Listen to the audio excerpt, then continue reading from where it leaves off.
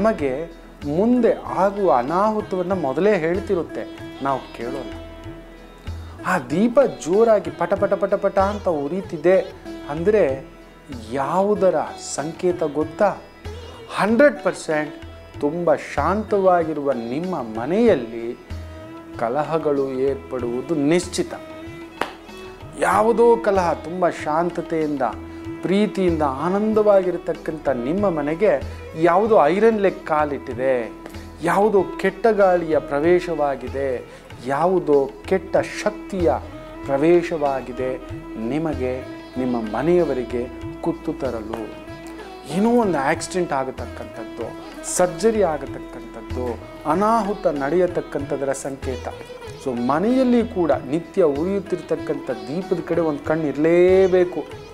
ಅದು ನಿಮ್ಮ ಮನೆಯಲ್ಲಿ ನಡೆಯತಕ್ಕಂಥ ಶುಭ ಅಶುಭದ ಪೂರ್ಣ ಸಂಕೇತವನ್ನು ತೋರಿಸ್ಕೊಡುತ್ತೆ. ಜಾಗ್ರತೆ, ಒಳ್ಳೆಯದಾಗಲಿ.